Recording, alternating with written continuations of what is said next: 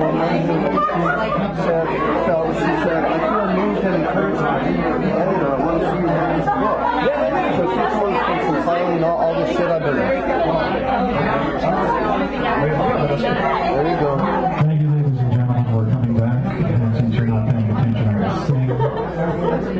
Every time it rains, heading to heaven.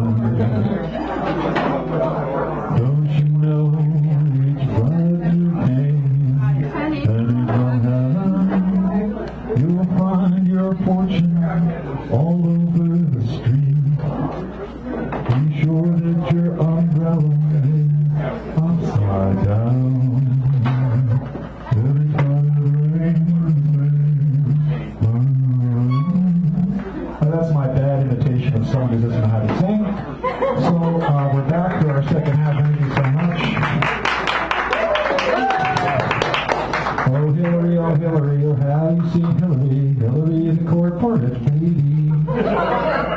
On the left is on the right is Trump with his fascist review. On the right is old Bernie with the red, white, and blue.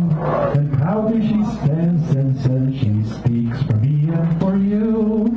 You can hear the lies of Hillary. Sorry. All right, I'm working on that song. Anyway, let me get back over here and remove myself from the public view and the shaming I just did to myself. That was good. Thank you so much. We appreciate the opportunity to swerve, and we'll do so as the opportunity allows. Bob Dewhurst is coming up to break up the open. Try to keep your time under 5 minutes because I want to make sure everybody gets on there. I can't hear the applause, so I'm just going to keep them. All right. Okay. Mr. Bob Dewhurst, who has known me for 643 Manavanteras, give or take. All right. Hi, everybody, and thank you for coming. I started writing this new novel when I was 18. It'll be 50 years old if I get it done in 4 years. My friend here encouraged me to get going. Suddenly, I'm actually writing. So this is some really rough stuff. It's going to be like a mosaic, character sketches, whatever. So apologies in advance, and also it's very rough off the cuff. This one here is called In the Doghouse. Yeah. I was working out in Colorado in the Eastern Prairie at Rip Griffin's truck stop. The ad was, just rip on into old Rip Griffin's. Job was $3 an hour, every hour, 12 hours a day, 7 days a week. If you missed a day, you lost all your overtime. It could get deadly boring in the middle of the night. The wind was so fierce, boring in the middle of the night. Excuse me. The wind was so fierce over the freezing prairie. It was 10 degrees below zero, so all us drive hands would huddle in what they called the Doghouse, which was a little glass house the size of a solitary confinement cell in a federal prison. And we were all chain smoking cigarettes and weed all night, so the air was as thick as the smog in LA, and we had a little tiny electric heater.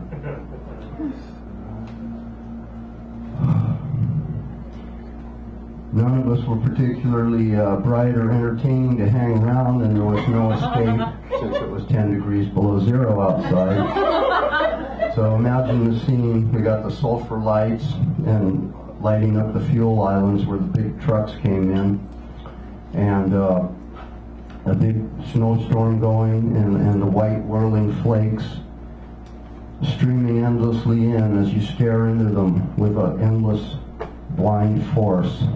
Old Steve Noah took a drag off his cigarette and let it slowly out through his nose. I was trying to read a book.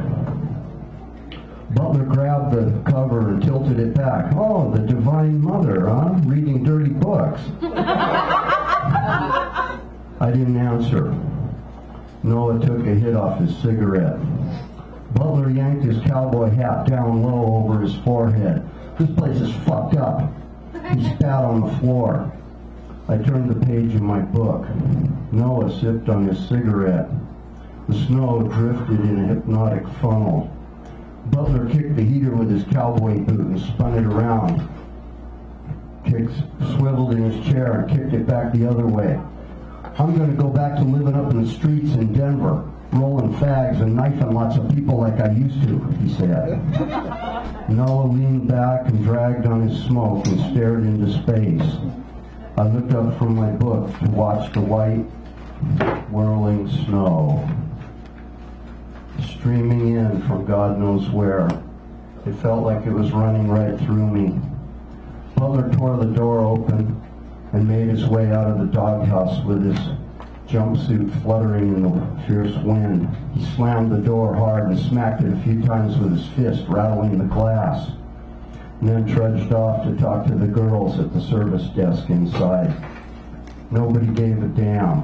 The oblivious, spiraling flakes drove through the lights, through the night, right through us all. That's one. This one is called... This is a giant-ass step out of space. Recently on Facebook, I think it was an anniversary of the man walking on the moon. If not, anyway, it's relevant to that. I do remember the day the human race elevated ourselves to the status of aliens and extraterrestrials. I'd stopped by to see a friend, Bruce, who worked at the grocery store. He was out, but his mother hurried me in to watch the historic moment on TV. While the astronaut heroically floated out of the craft to plant an American flag on the moon, she asked me, "You're not a nigger lover, are you?" Showing almost total lack of character that characterized me that time in my life, I remained silent and numbly sipped on a ginger ale as we watched him clumsily trudge through the dust, collecting the moon rock specimens which the Hopi elders had warned would bring great misfortune to mankind. Nearly half a century later, I taste the irony of the moment in my mouth. And just so you all won't leave that taste in your mouth, I have a poem here I wanted to read by Pablo Neruda. This is Ode to a Beautiful Nude.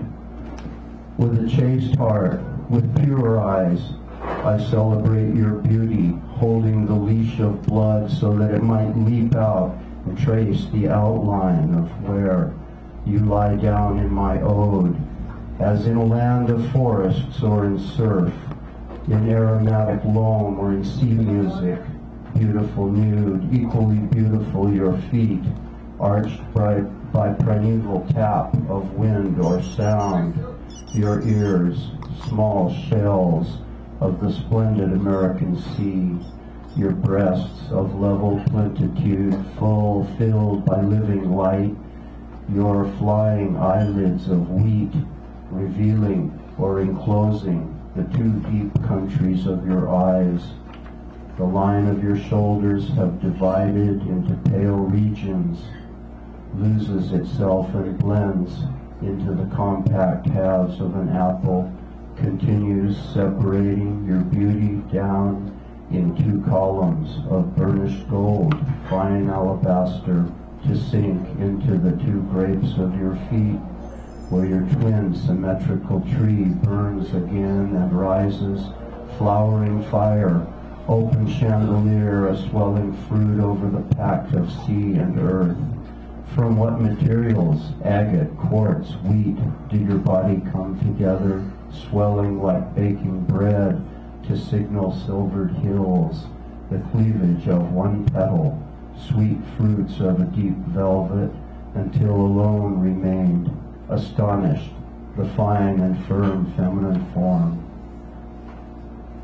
It is not only light that falls over the world, spreading inside your body its suffocating snow, so much as clarity, taking its leave of you, as if you were on fire within. The moon lives in the lining of your skin. Thank you, Bob Dewhurst.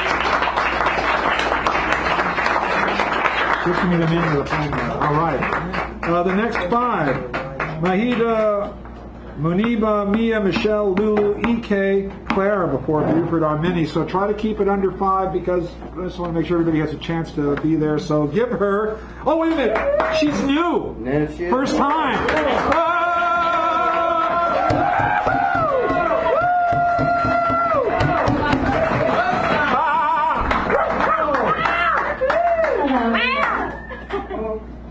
Thank you for being here. Usually we're not that excited. Okay. Says who? So, very honest. I think I'm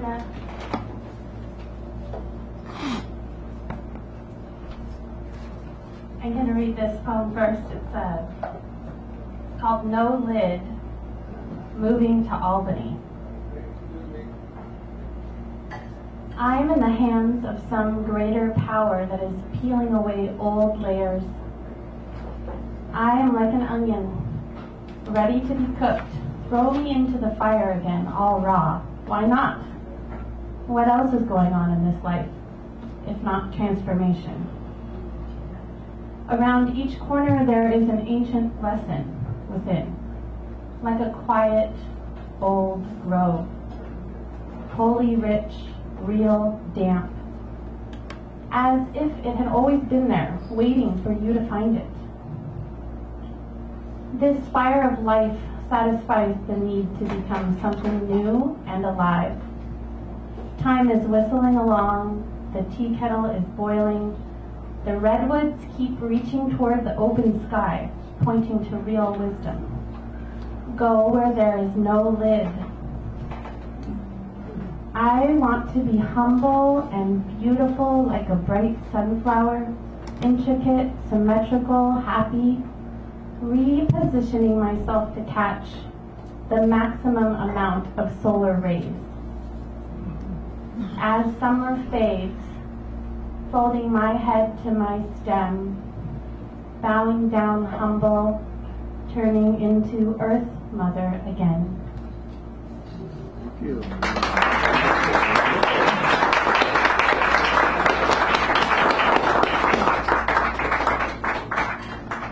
I have two more, and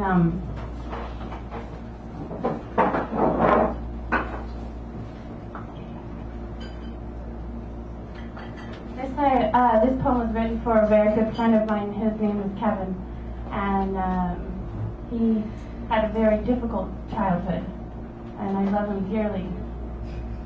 And it's called Turning into a Wild Horse, Running Free. Keep telling me your story. Keep telling me your story. Give voice to all that pain of the past.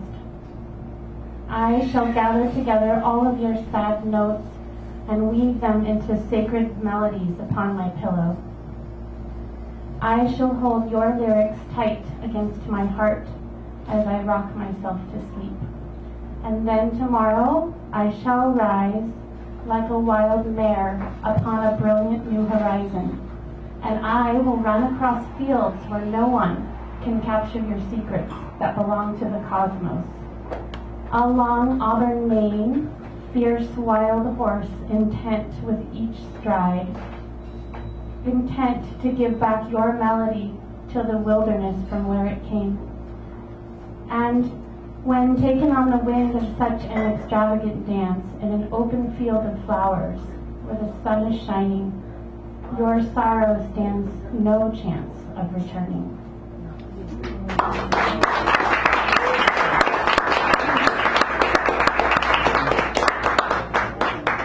Can I read one more? Yes. If it's a little on the shorter side, that would be great. That would be nice, yes.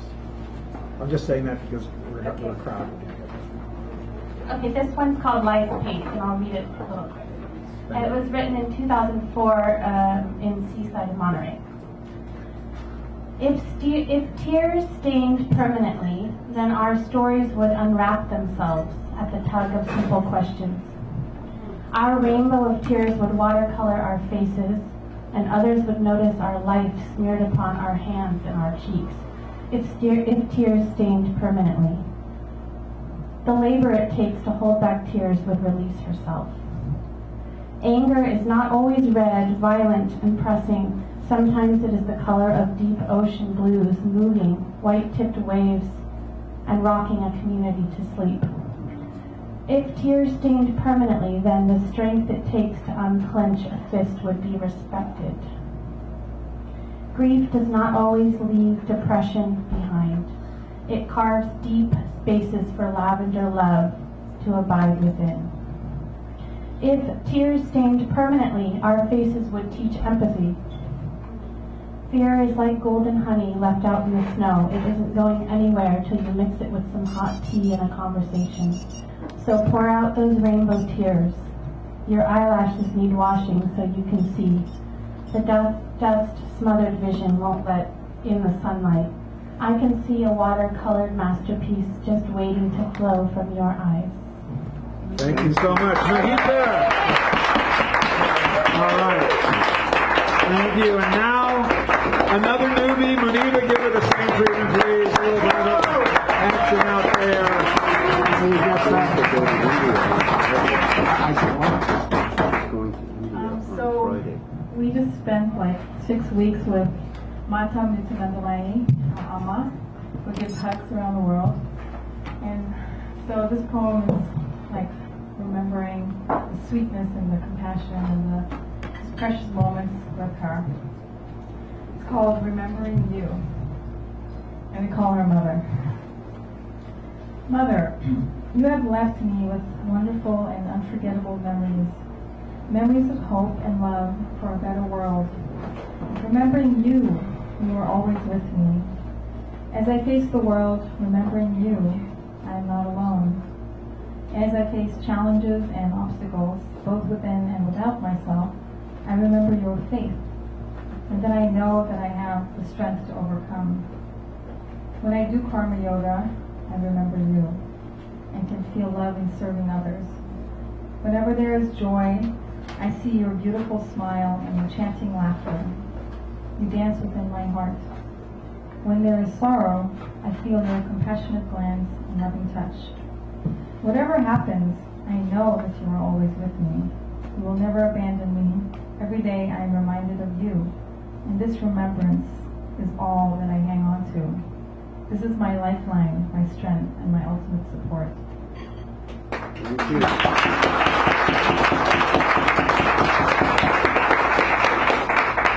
This is a little different note. It's called The Lover's Dance. I just went through a divorce, so. The Lover's Dance. The lover dances around his beloved as if she is the most prized possession. The joy and inspiration that arises fills him, bringing ultimate contentment and bliss.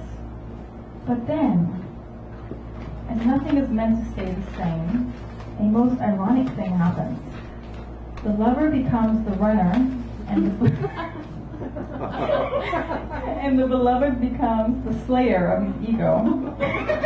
From bliss to pain, from joy to grief. What happened? Been there, done it. Was it the fault of the lover or the beloved? Was it the fault of fate or the hand of change? This is the dance. Therefore, let your joy not be dependent on others. Whether there is a lover or beloved, it matters not. Let your joy arise from joy itself. Yay. Thank you.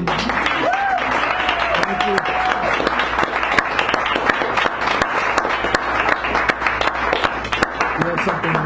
One more Okay. short. Yeah, short that'd be one. great. And that- This is from Kali. She's talking to us.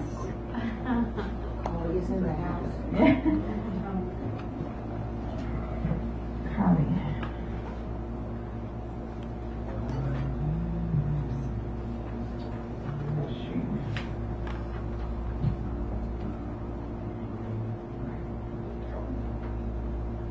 Oh, yeah. Okay. It's called The Path of Surrender. Kali. Child, stop crying, stop fighting, stop struggling, stop thinking, stop planning, and stop running. There is no point to you doing any of this. You are only going in circles and losing your peace of mind. Why? Don't you know that your destiny has already been determined? There is no need to strive and no need to run. When the time is right, it will find you. Trust. Just watch, witness, and allow everything to unfold naturally, both within and without. As Amma says, you cannot force a flower to blossom. Just so, The love you wish to awaken will arise in its own time. Child, learn to surrender, learn to accept. This is what will be most beneficial to you. And don't worry, you are in the hands of Kali, the killer of the ego and the revealer of your true self. She works in mysterious ways. Thank you. She's traveling to India and leaving, so wish her well on her journey. Thank you. Maheeda. All right, now Mia is next, and also a newbie. Give her a nice big round of applause as she comes up here. And as we're doing that, Michelle, can you kindly come up and take one of these chairs here, since we're trying to facilitate our transitional moments. Oh, you decided to read after him. Oh, no, very good. Okay, and thank you, Mia, we're ready for you. Thank you so much for being patient with myself. The western hemlock is Washington's state tree. A tree on my arm is my favorite feature, maybe because I chose it. The tattoo makes me look tough, though getting her did not hurt very much at all. Sometimes people without tattoos can't believe that, so I can pass for tough. The next day, everyone at work loved her. One person said I would never be employed, but I had 2 jobs at the time, so. My left bicep makes me smile. My reminder of the scroll reasoning behind her, which a lot of people ask for but don't care about. My reminder of the process. I was allowed 1 person. Asking my mom seemed like the right thing to do, and it saved like 8 friendships.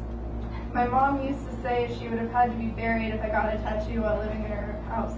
But she watched LA Ink while I grew up. She would never get a tattoo, and she still kind of saw them as a drug thing. Actually, I'm from the big old tattoo marketplace, Seattle, and while she was fresh, someone in a convenience store asked if she was green for weed. She wasn't wrong. My tree is green because she grows green, but weed also grows green, so you do the math. Anyway, you should have seen my mom that day. I will never regret that image. Thankfully, my artist had just left a leg-spread, crash-bang, old-school shop for her own shoebox studio with soft jazz and a ceiling fan. She must have been into aromatherapy. The room smelled like creative summer scarf fabric on an overstuffed couch in its prime. My mom asked 1 million questions and got her iPhone camera in the way of the artist only twice. How many times will she be able to watch her daughter's arm get consensually ink gouged? My tattoo is a gaping wound until it's healed, which I had never considered. It's true. I did not see my tattoo in process. My head did not allow the option. I saw my tree grow trunk up when my artist rubbed something. With half an hour to go, my mom asked for the restroom. As policy dictated, the artist had to walk her to the building's bathroom and unlock the door. In that moment, my mother was embarrassed to hinder anything, but everyone could have used a break. I asked if I could sit up.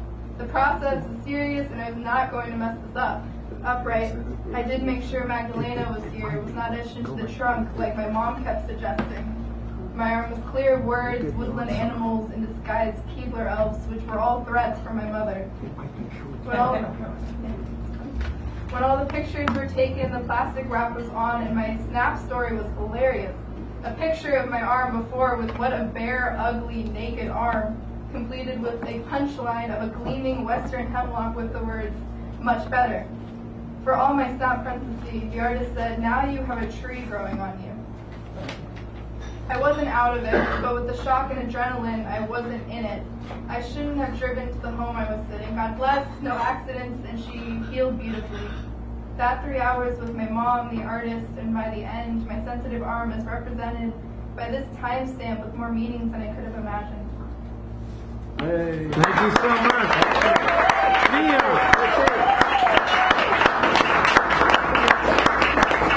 All right, we have Michelle coming up next, and Lulu taking the on-deck chair. Oh boy! So another newbie, ladies and gentlemen.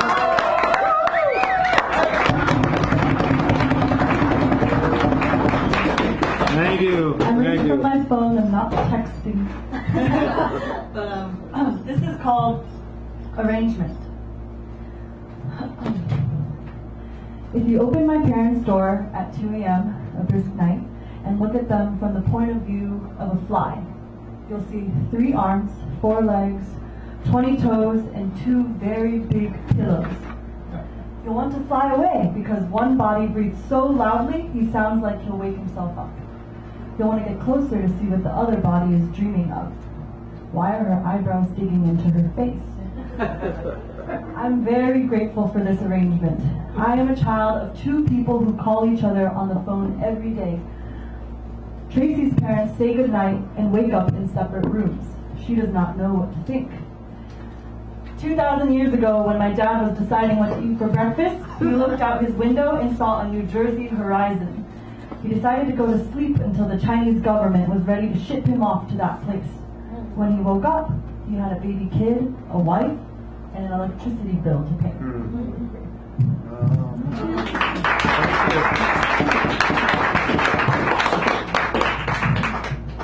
One more, it's called surprise. I did not want to do this. We are sitting on a bunk bed and all I can see is a bald spot licking up his forehead. Maybe I'm imagining things. It's mean to say someone so young is balding. Does he want to do this? Am I what he wanted, or am I just a hologram sitting on his lap? If I'm not what he wanted, but am what he got, then this is like a surprise. And I am the clown at the surprise birthday party that no one wanted, but everyone got invited to. No, I am just imagining things. Thank you, Michelle. Nice. It's easy. All right. Now another newbie, Lulu. Give her a round as she comes up here. And let me adjust this. And then we have EK King. But give Lulu another round. Give it. Was that good? You're happy? I'm happy. Wait a minute. So I'm also reading off my phone because I didn't know that I was going to be reading tonight. Well, congratulations. We love you. So the first one is just a really short one. It's about me riding the Muni at night over a hill. Stars brighter than the stars fill the air as we dive headfirst into the spaces in between. Silent, alone, and together. Nice. Very haiku-ish. This one is called Bike Map. I wrote this about a year ago when I first moved to San Francisco. It's my first time moving to a brand new city with a brand new job, all alone. Today I printed out the official bike map of San Francisco. Well, not quite. You have to pay to print the official bike map of San Francisco. A whole $3. Ooh. Today I took a screenshot of the bike map. The new office printer ground its teeth, and it took me a full 3 minutes to find the machine. I marked the path home with the lowest grade on the official bike map of San Francisco. Purple ballpoint for Caltrain stations and bright yellow was the way home. I've done it, I thought.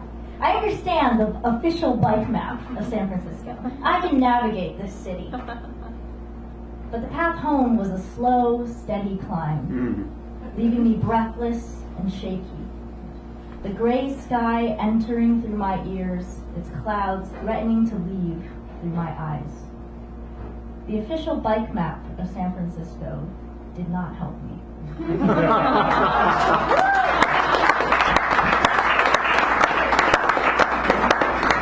I can empathize with that. I used to ride my bicycle across town every day. I don't bike anymore. It doesn't work. Gotta watch out for the cars.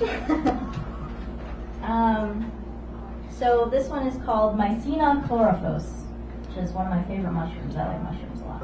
They're cool looking. This one glows in the dark. There is a path I often take, where foxfire and bark litter. The air is dense and damp as bogs, and arachnocampa skitter. Burning emerald like melted jade, scattered there among galena. A reflection of slumber better describes the luminance of Mycena. I appear here many times to escape the chatter of the cosmos. Crashing waves of insignificance toss anatomy with its utmost.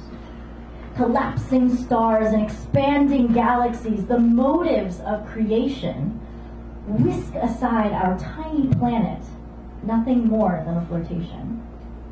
The universe, so far and infinite, cannot possibly care any less for a human, especially one of my size, who cannot get some rest. But here, the earth is pocket-sized, the calm so rich and palpable. I curl into myself and hold a warmth ever more valuable.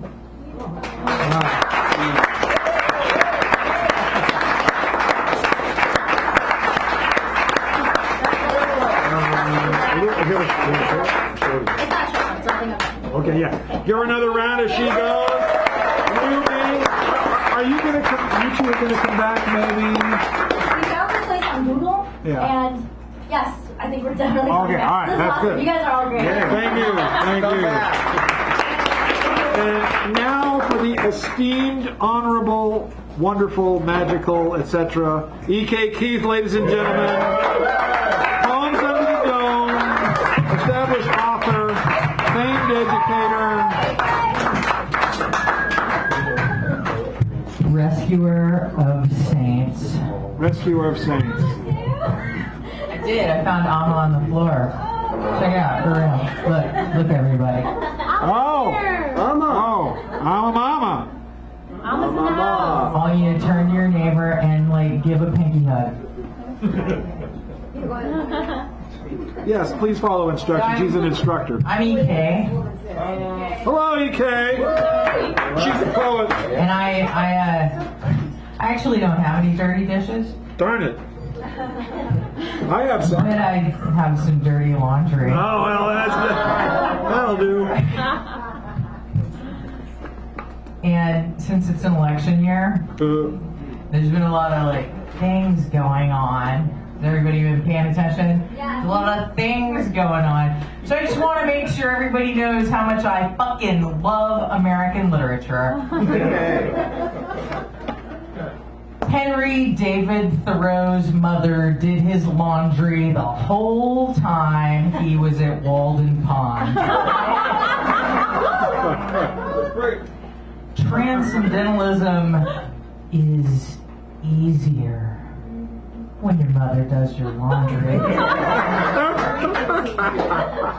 It frees up your mind and your time to ponder the path of an ant or make arcane calculations about the cost of living at Walden Pond. Mrs. Thoreau's hands must have gotten tired of scrubbing a philosopher's underwear and pressing the shirts of a self-reliant thinker.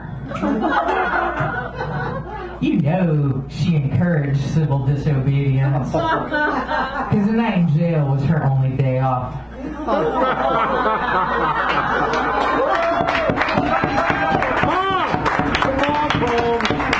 A little bit. Clean sheets. Love is clean sheets as a surprise. Slide in. We don't seem to be able to keep them clean for long. Thanks for doing the laundry, love.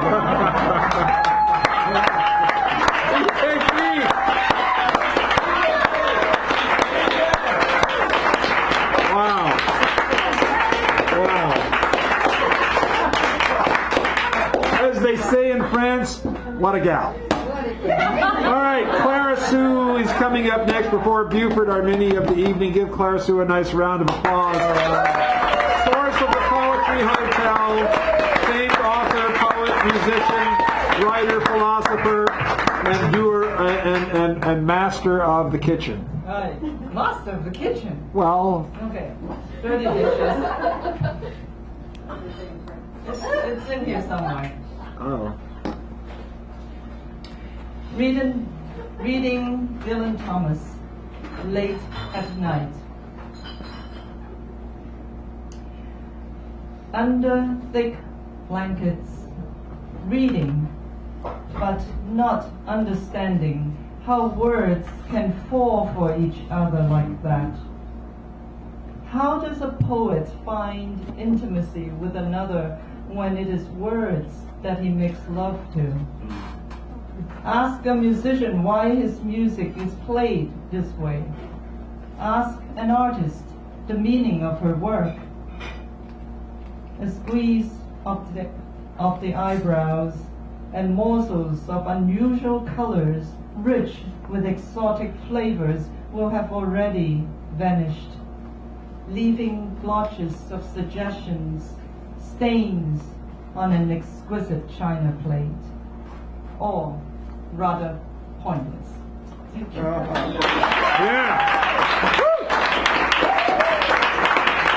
I tell you. Okay, now our mini feature is Buford. He's going to have a little extra time than the 5 minutes to read. So give him a nice round of applause as he comes up. And thank you for him.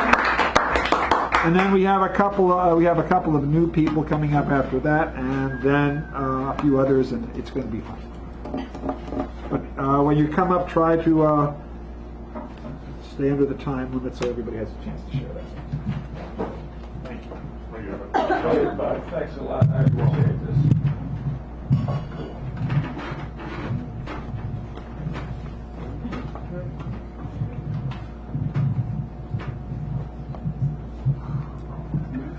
I'm a incredibly rabid baseball fan, and this is about where I stand when I watch the baseball games of the Giants. It's called Not Home. There's a homeless man named Will, about 60 years old, who used to live on a boat that says the feds seized it. He used to be a bricklayer, but got tired of the hard work, as he puts it. There's another man about the same age as Will, Ricky, who used to do roofing but had some kind of injury and now gets a pension. He has a young Vietnamese friend who's got cancer and can't work either. At times a nice woman techie comes around, as well as over in the shadows across from us stout-hearted regulars, a self-described bipolar woman. I was once fond of her, but she chewed me out one night and doesn't come close to our merry band of San Francisco Giant cheerleaders who stand for free behind a gated area and underneath the right and right center field stands. I hold on to survival tentatively as a teacher's aide in the San Francisco Unified School District and lean on a standing structure that keeps us all from fooling around with a locked two-piece fence, though my southern grandparents trained me not to do such things. When Hunter Pence, the jolly right fielder, isn't injured, we constantly cheer and even talk to him as he does funny things with his fielder's gloves, such as hold it up with his right hand as in a cheering us fans motion. He smiles at us with his huge teeth. Occasionally, an outwardly disturbed, quote, fan, unquote, starts a fight, during which time I wish I had paid for a ticket. Most of the time, though, I'm glad to be around my knowledgeable comrades, most of whom are law-abiding, baseball-crazy guys like me. Hey. Hey.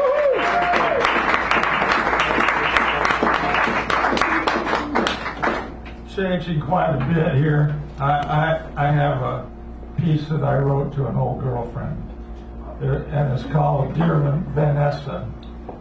Dear Vanessa, maybe it's because I'm a generation older than you and can see things in you that you may not be able to see in yourself. You seem to be rather wildly exploring things, jumping from graduate school to graduate school, experimenting with your own psychologically naked website.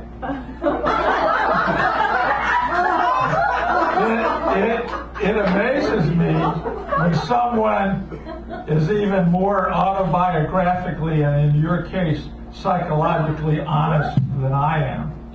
When you left San Francisco, it was really kind of abrupt for me. I was just getting to know you. I missed spending nights with you. It was a close bonding experience for me with a woman, even though it seemed you weren't quite sure if we should be that close. When we were together, I enjoyed not knowing what was going to happen next. Maybe it was just a difference in generations, but it seemed a little more. You tried really hard to be gracious, to feed me meals even though you couldn't really afford to do so, I think. I go on with my life trying to keep writing and keep working, trying to find a partner, the things that are essential to me. But somehow I had to come back to you and see if I could find out how you felt or feel about our time together. You were significant in my life at the time, and the memory of that still seems significant. If I can have closure on this, I think it would be good for me. I've thought about meeting with you again, going to Michigan to see you, but that might not be for the best. I don't think I'm ever going to forget you. You were both a wild time and a bit of stability for me. Very good, Ben. Yeah. There we go. A great. Give him another. There we go. This is great.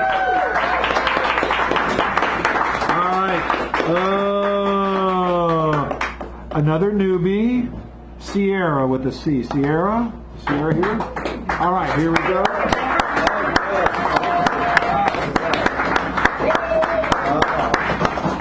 But is this other individual coming up with you, or just? No, just me. Okay, all right. Just want to make sure that got things correct. A newbie, another one. I tell you, this was a great evening. Thank you so much. Thank you guys. You're welcome.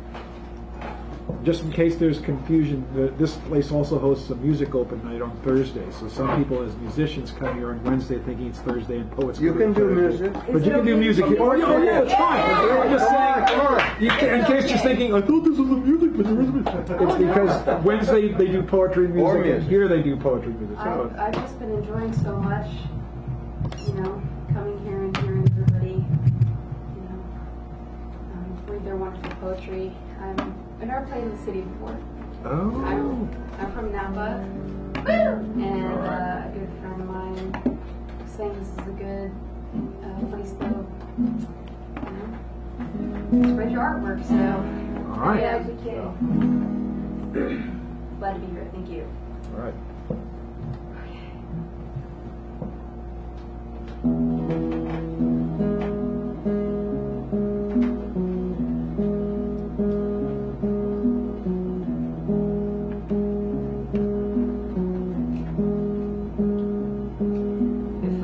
To the market, look up at your paintings. Would you forgive me for all the times that I wouldn't explain things? You'd resent me for putting love to ratios and boundaries, blame me, shame me with a withholding stare, to trim me like a trumpet with snarling snare. I admit I shone my shoes before I come looking for you, and there's a heat that's burning in my eyes. I'm right over to you. Things that I did, things I'll do without you. All the powers in the present moment. Past is where I knew you, but there's no faces looking back at me. High above the kitchen door, stretch the truth like a good linen, and you'll be spinning at you temporary moments more, expiring soon, like an open shore or an old can of soup.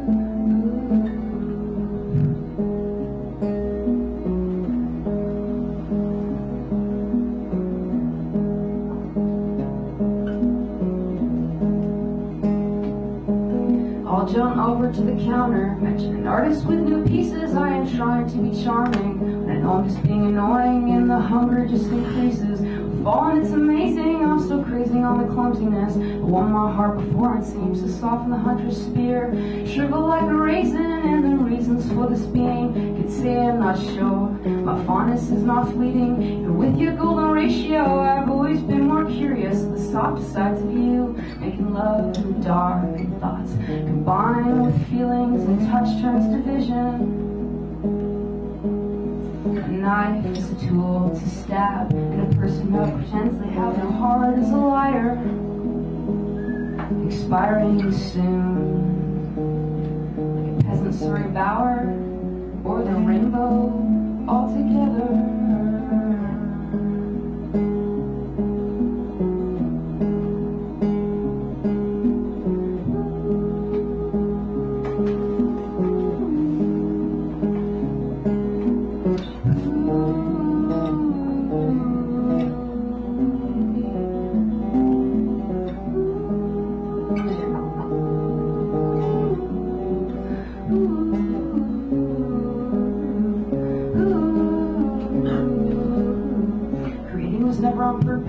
Byproduct of restlessness, like the baking soda volcano, the vinegar that brought life to this. Every time I touch the valley, earthquake brings me solid fear, alien abduction, ending of times, impossible things aside. But down you go and we're alone, tightly gripping, an absent member when I'm inside. Your wound digesting and confessing the lion mess that makes the pores and moan just like a dirty whore. We all want more. We all want. We all want more.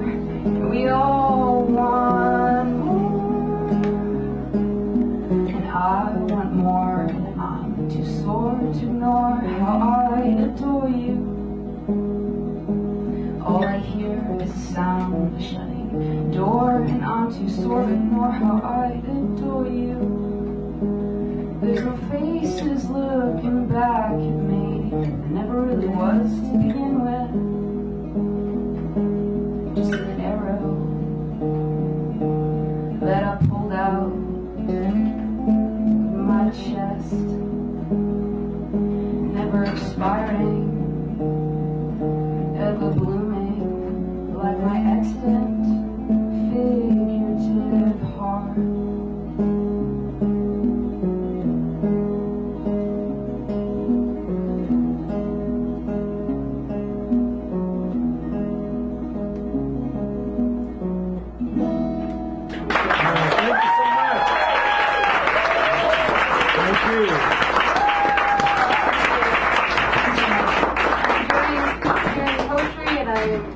For the rest of the night hearing you guys. So all right. And we hope that you will come back and honor us again. That'll be good. Thank you. All right. Now I have two names here, and they have arrows by them, so I don't know if Ambrose is... Okay. You made that arrangement, yes? Okay. So give Ambrose a round of applause. Then we have Alice, who is new, James Ellis, Kristen Drift, so hopefully we'll be able to get everybody in here with a reasonable amount of assurance and assurity, etc., and so forth. Please.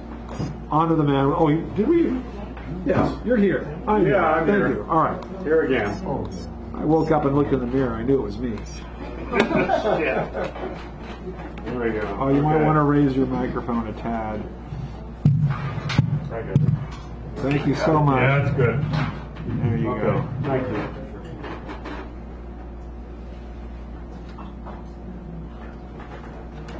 I'll read from my two chapbooks.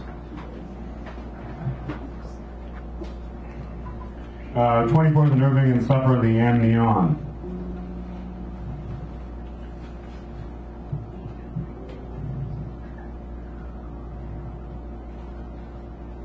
Bring it round again. Sink me into drink-filled years.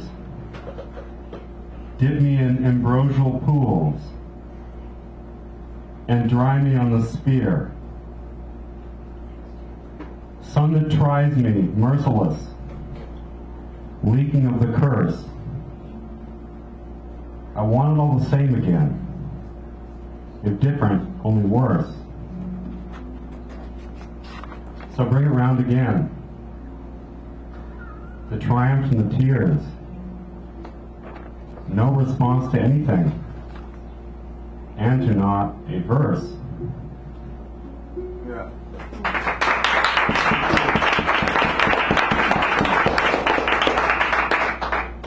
And that's available, is it not? It's available at City Lights Books and Green Apple. I mean, this evening someone could ask you about it. Yeah, it's available. Just in case.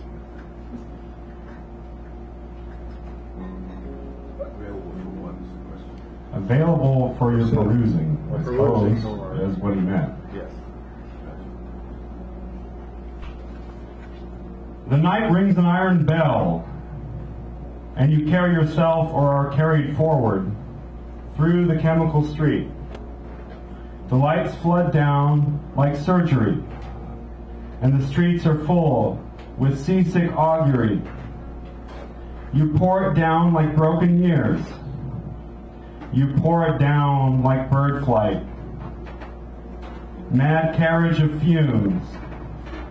Sad graffiti of the lower level. Saddle of the pink rose. Head full of the damp orange glow. The sick kiss of streetlights spin you into the deep blue of yesterday's midnight. Jettisoning the cargo you go, beyond the knowledge of hands, written as the tablature of the sun, ranging closer into oblivion.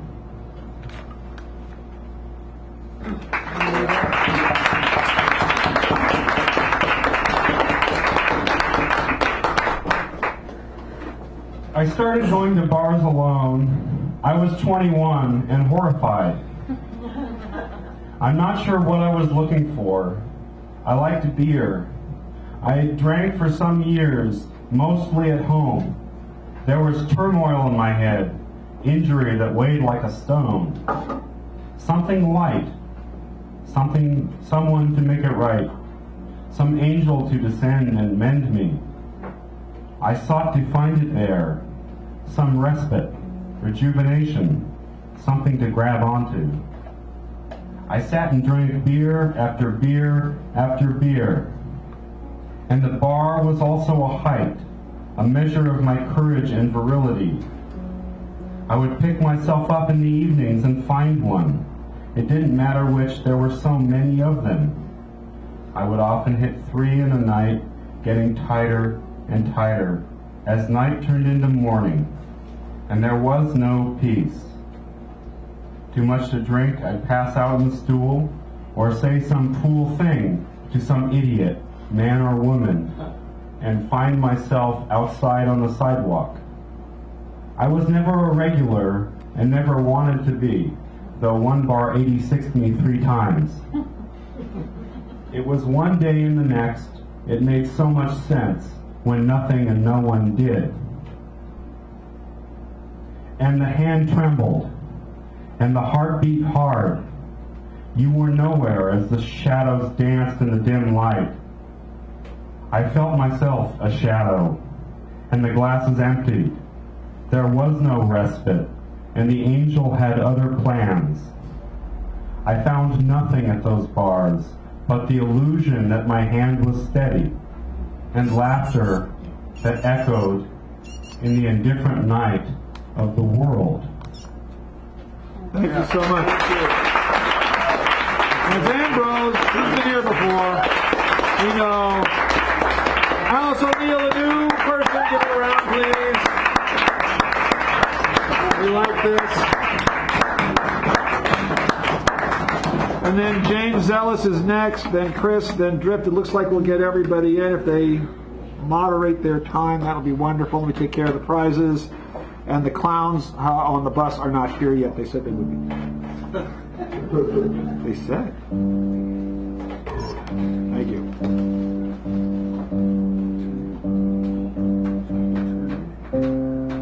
Alice.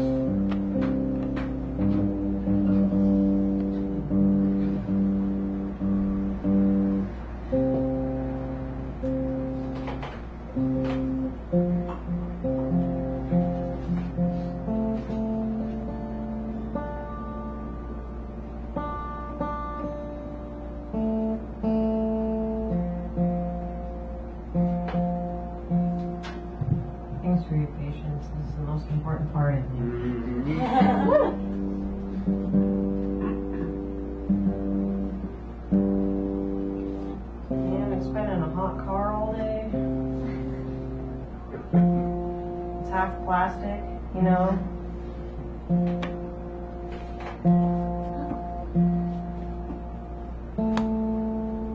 It's quite a bit of comedy to the misfortune.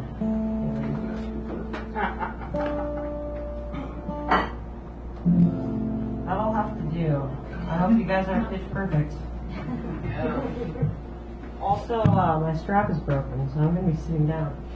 So it doesn't fall. Here we go. Oh, let me just. Okay. Somewhere in between. All right. Yeah.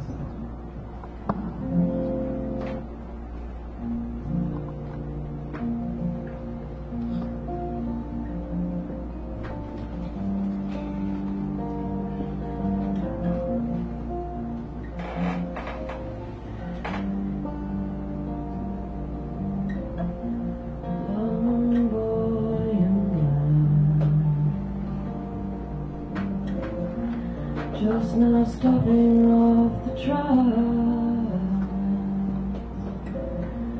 Blues takes you home. Another place to feel alone.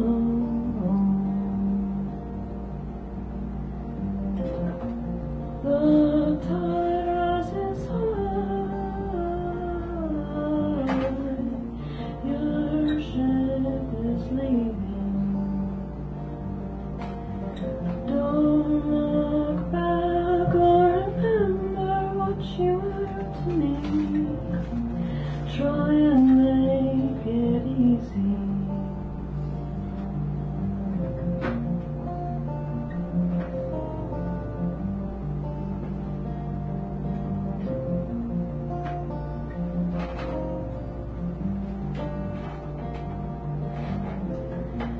My love, don't go. You're the bravest man I know. You're the soldier through. It's not absurd, I'm not amused.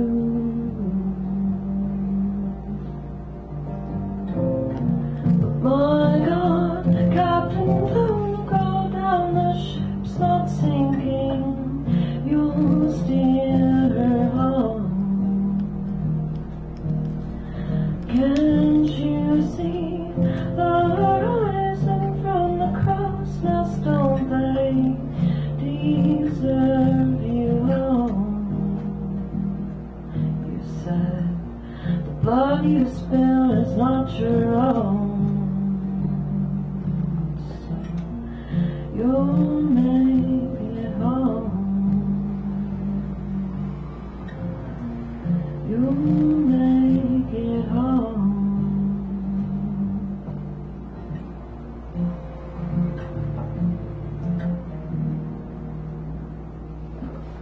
Wow.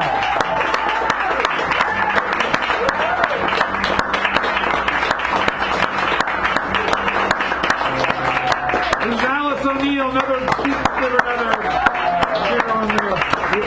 Yeah, we have time as like a thing, but otherwise, wow. Amazing, huh? Oh, there you go. We had two new guitar players, singers, songwriters here. Wow. And we had seven newbies here. Okay. Yeah, this is something we would like. People are saying, "Are you going to go back again?" You know, voice, guitar, everything. You like this? Thursday, you say? Come back. Alright. Okay. Because wow. All right. James Ellis. Yes, sir. Is James Ellis here? Come on, here. Then we have Step and Drift.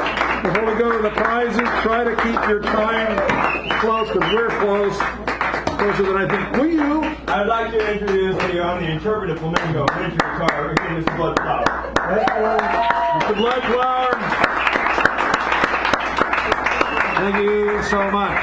Always a pleasure. Okay, we are really tight for time, so just, because I got two more, I want to make sure everything's in there. Thank you so much.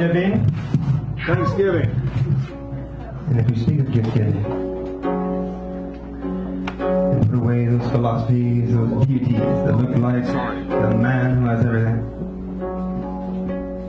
What would you give to the energy that constitutes everything?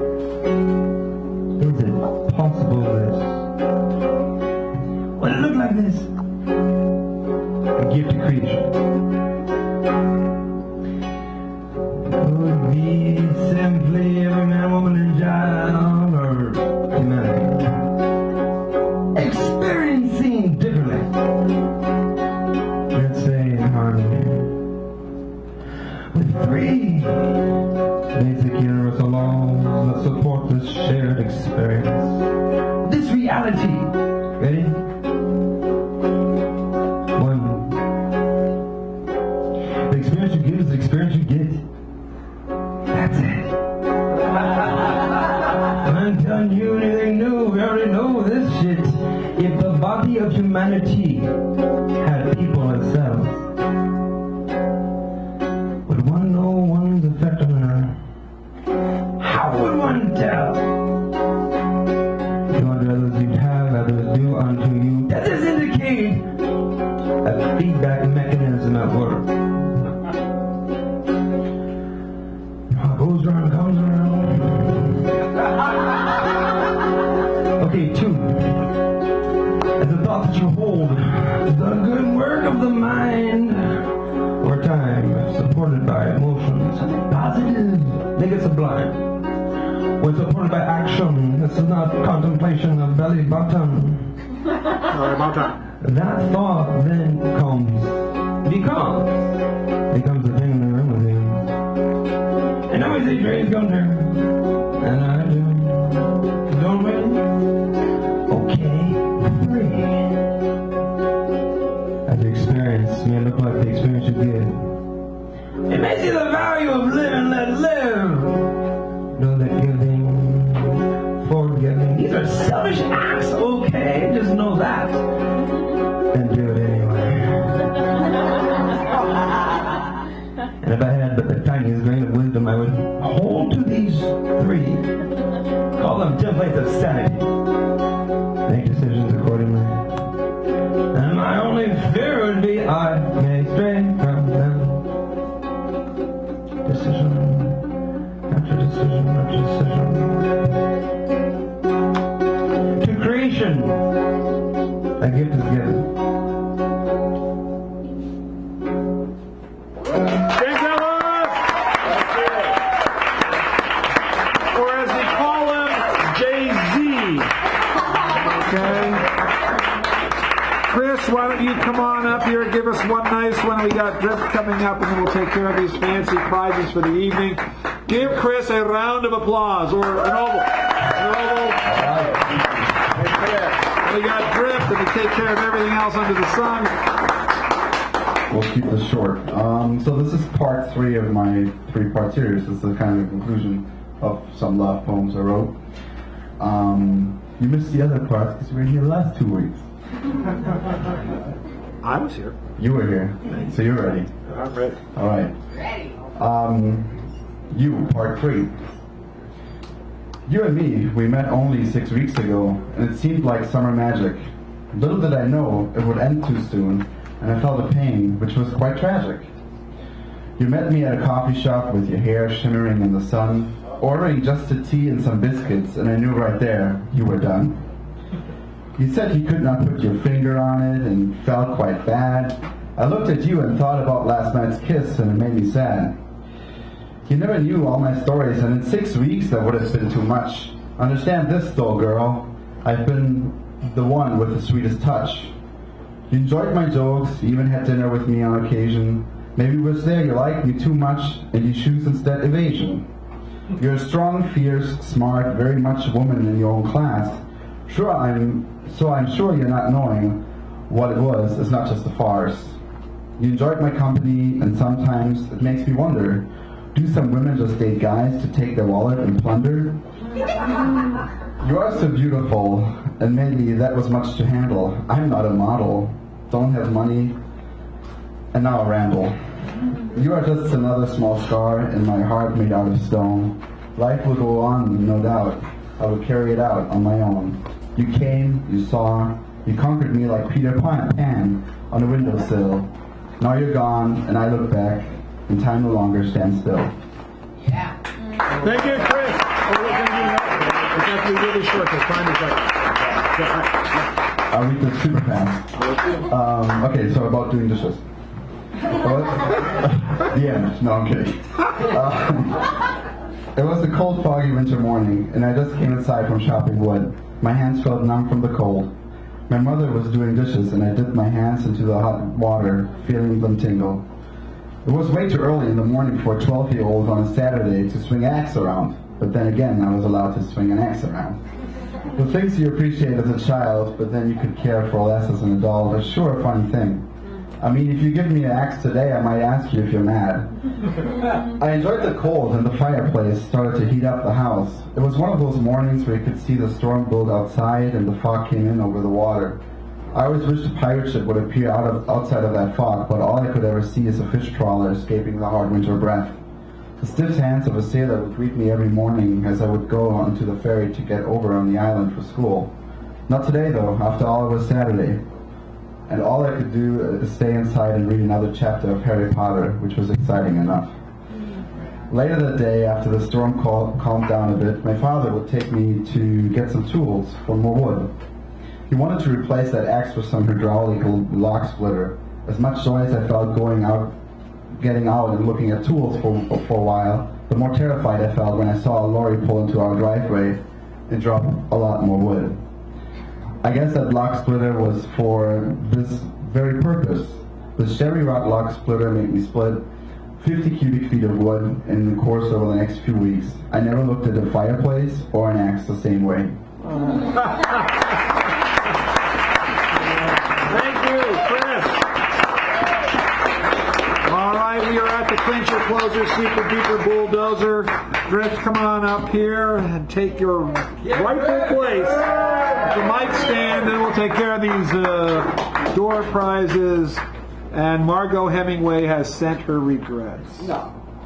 Well, and other things, which we won't go into. What else she sent? That's really personal. Yeah, I will undoubtedly be the worst poet here tonight, but I definitely wanted to come here because he kept on at me to like renounce my I lost my first novel when I got to San Francisco, so I was gonna write until my 70s, but he kept on going after me, so I'm gonna write this. It's a dumb poem. I'm gonna read it anyway. James, Zealous, don't say anything just because your shit was dope. Okay. Like I said, it's always good to see you, but hi, Bob. It's good to see. Read a poem. If Hillary gets it, oh wait, good. Wait, can you hear me? Yeah. Oh, wait a minute. You unplugged it by accident, or someone did. I can tell by the little blue light, which is not on. Now tap it a couple of times. Yeah. No, it's on now. So tap the mic a couple of times. Yeah. You're there. We be good. If Hillary gets in, there will probably be a nuclear war in 3 years. They flooded a section of I-5 they can skip rebuilding. There's a technological age that can denote as modern. They did complete Star Wars. They could basically circumvent Revelations. After she stole the vote from Bernie in California. Election night glee was, of course, which there will be, of course, after he finally getting a women president, when it should have been Barbara Lee, but you can't have two black people as president in a row. Well, yeah, sure, I agree with that. Bill that cigarette move along, NYPD. Bumps indoors. Spike Lee, in his pantry and arrival in Manhattan. And brothers, do you want to go see a movie? Yes. He's like, is there some kind of thing you could do where you could go back to where it is you came from? And I said, yeah, you go to this one place and you do. I'm kind of waiting for my ticket, and I ended up in Ithaca 10 days later. Eventually, there was 500,000 people protesting the war. The misinterpretation of sexual energy. Winnie, a graduate, maybe I could have been married young. Go Hillary. It will be better than Trump. Oh, yeah.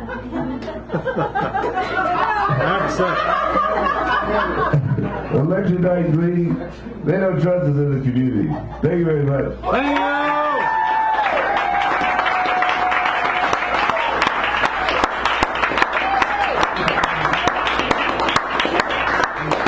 He's right. I did keep on saying, why don't you get up there? Why don't you get up there? So I'm going to go over these fabulous door prizes very quickly. Burr, 1876, Burr, a novel by Gore Vidal. Like I say, a heavy tome.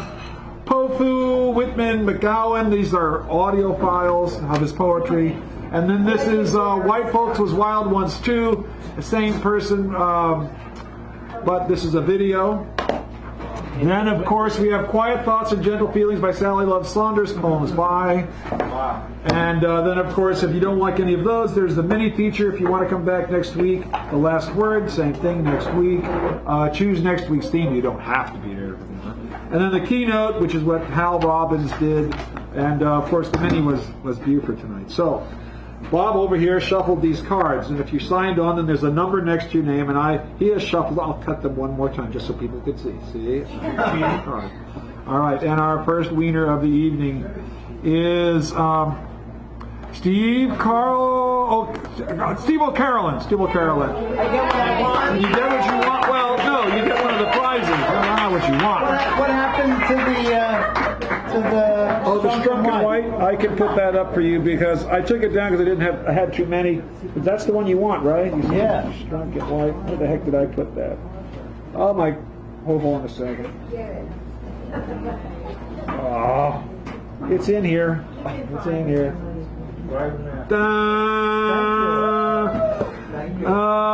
Jennifer Baron-esque.